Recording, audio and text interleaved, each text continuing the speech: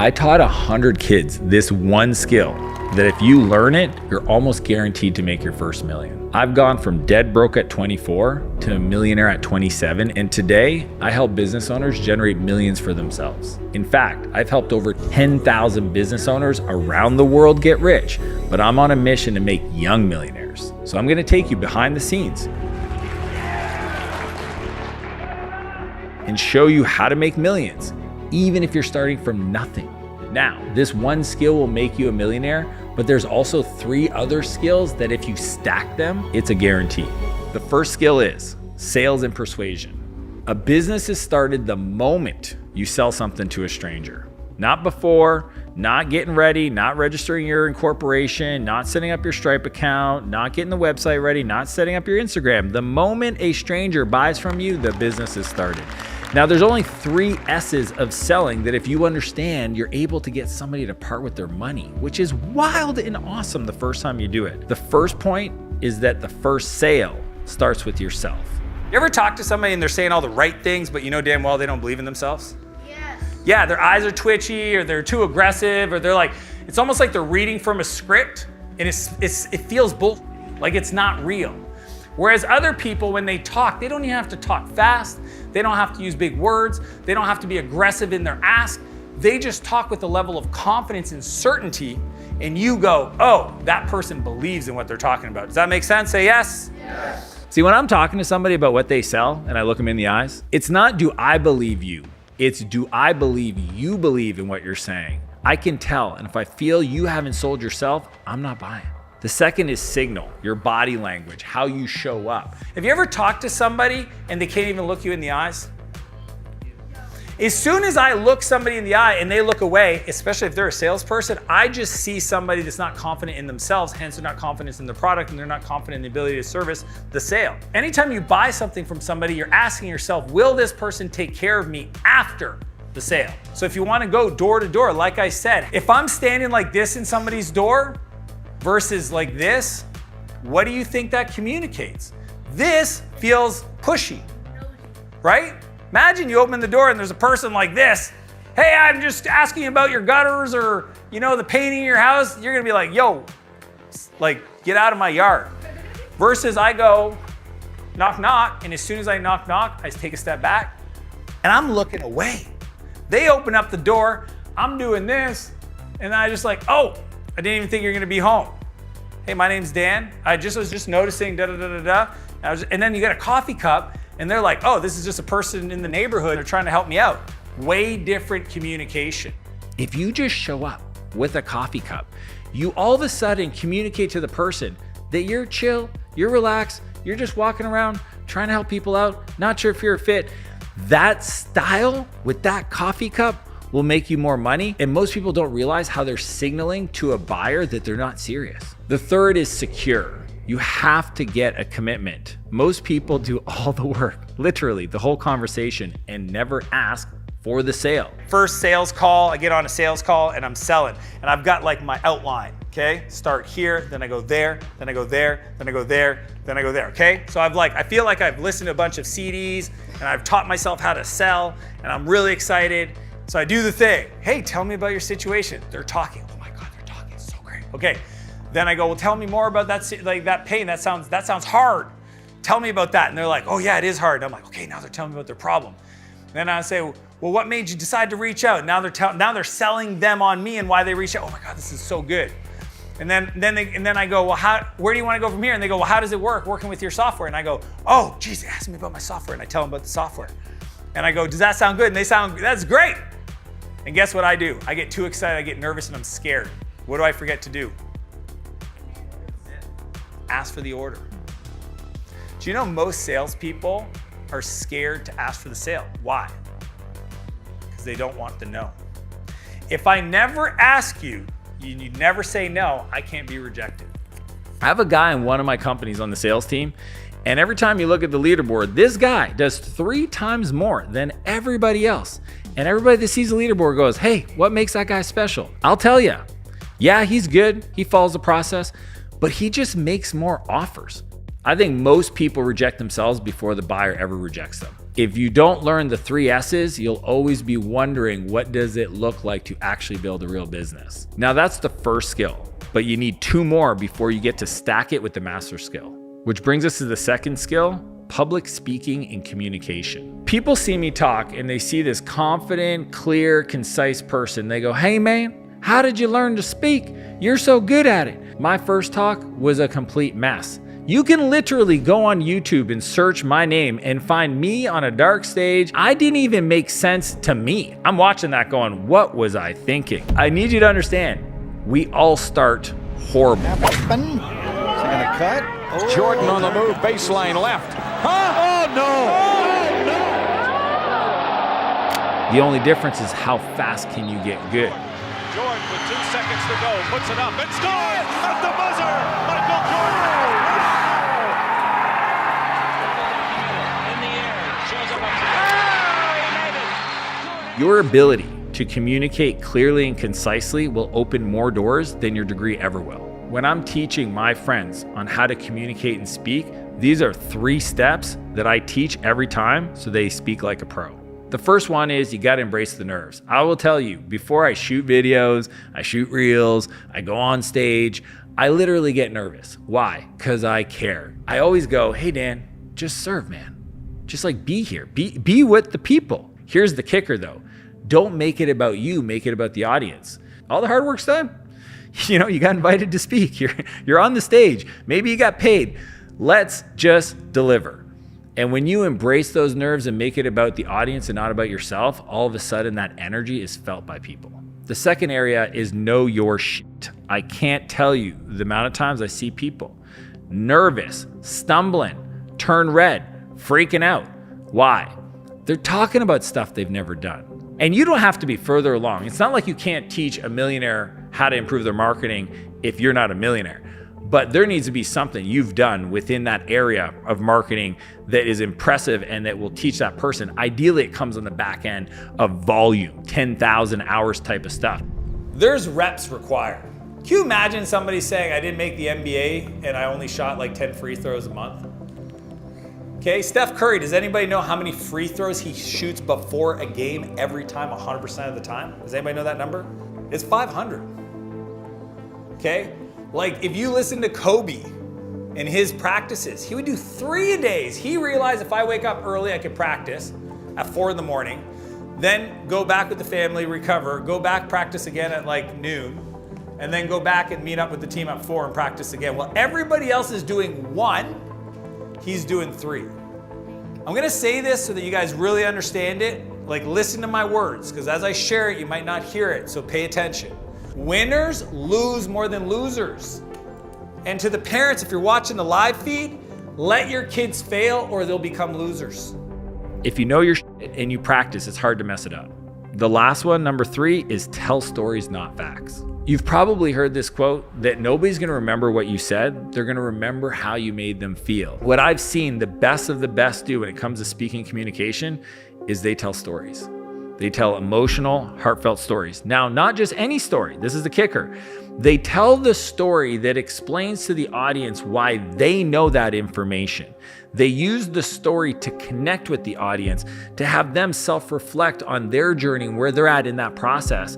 And it's not about the facts. Yes, you can talk about like deep AI, networking, like some of the nerdy stuff I do, but that's not what's gonna get them to remember me. What's gonna get them to remember is using my story to connect the information with the heart. When you do those things, you can't lose. Before we get to the master skill, there's one more skill you need to learn. Now, the third skill to stack is connecting and networking.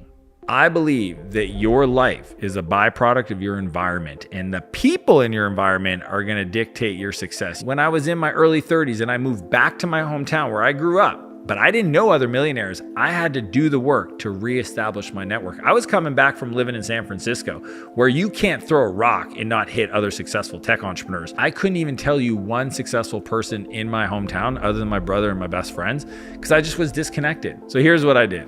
I decided to organize an event, essentially a dinner, with my buddy who's a chef, a great friend, Shah, who came and spoke, and then curate each table. And then I cold called a handful of entrepreneurs that I got names for, and I tried to figure out if they were the right fit. So as crazy as the night it happens, you gotta understand, there's 80 people in the room, and I've never met any of them in person. It was almost like the world's largest blind date, and they were all like, how do you know Dan? They're like, I've never met him. He cold called me.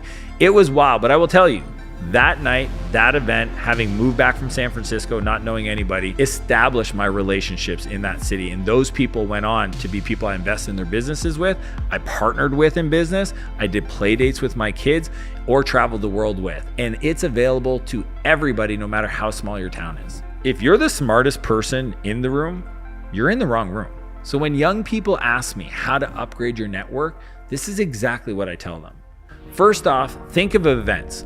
Why are events so powerful? Well, one, you have a reason to reach out to these really successful people and bring them into your world. When my buddy Marcel called me up one day and he's like, hey man, I want to get to know more people. I said, run an event. He's like, but I don't know anybody. I said, that's the whole point.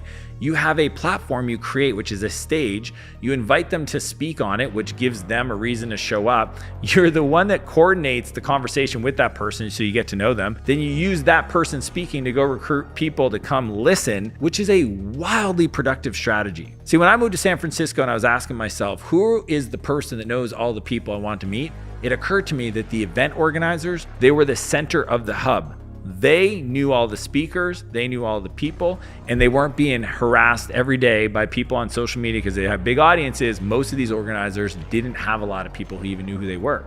So that's who I built relationships with. The second is hyper-personalized email. Now, this one requires work because you can't cold email somebody and expect them to reply if they don't think you've done a little bit of work to get to know who they are. The amount of people that send me Mr. Martel, Dan Martel, comma, like literally cold email templates gone wrong. When my buddy Chris messaged me years ago and not only referenced something he saw on my stories on Facebook, but he also mentioned a recent video I just uploaded on YouTube. And he was very clear that he doesn't know me or anybody that knows me, but he has a way to help me support my business, and that if I'd be open to it, that it'd be really quick and it would take 3 minutes.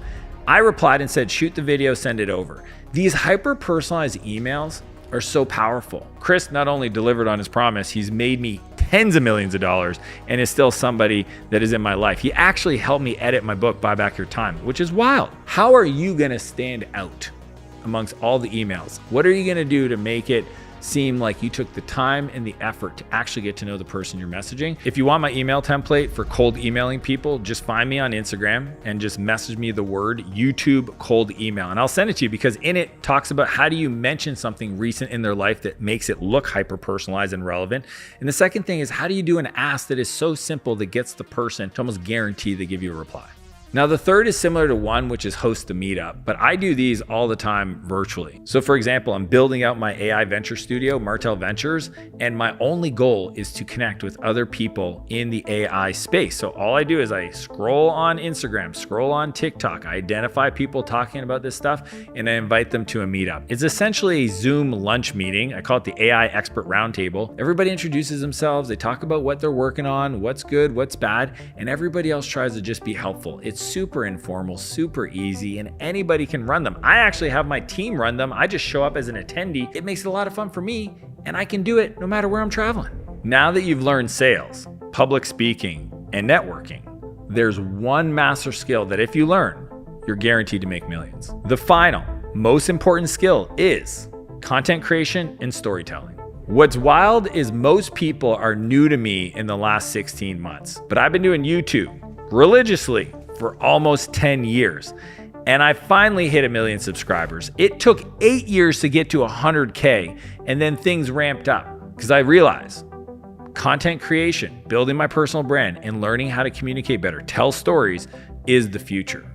You've probably heard this, but attention is the new oil. You have to learn to tell stories so well that people stop scrolling and actually lean in. There are only 2 bets that I think are worth making on the future. One is AI and the other one is personal brand.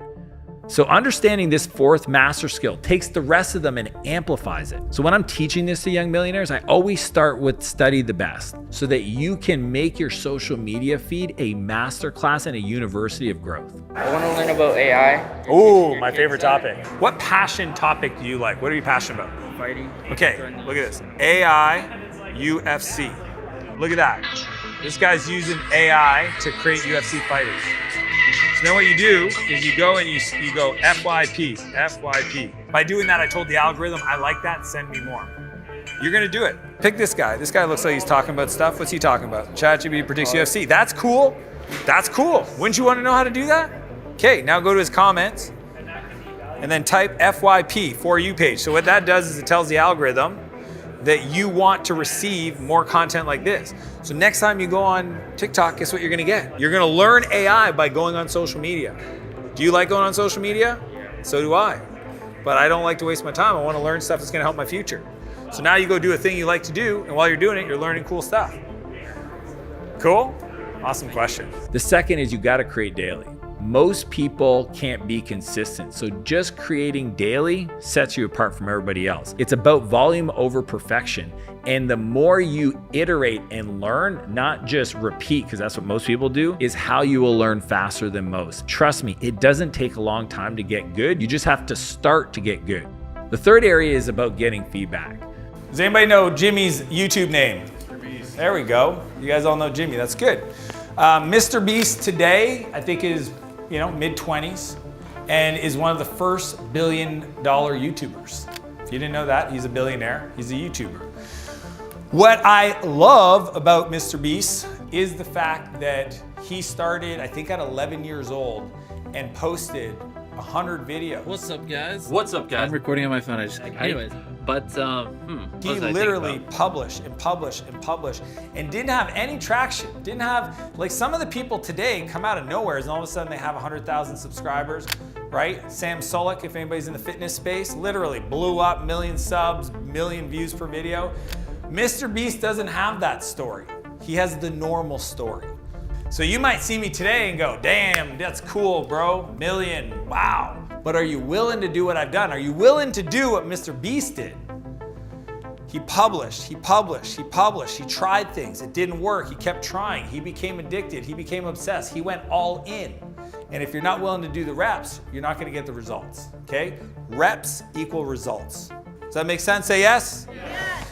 What he's saying is do a video, iterate something to make it 1% better, post it, do it again, post it. Look at the analytics, look at your retention graphs, look at the tweaks, ask for feedback. If you're just posting and ghosting and not getting anybody else in your life to review what you did and give you feedback or reading the comments or looking at the fact that nobody watched, then you're never gonna get good at this.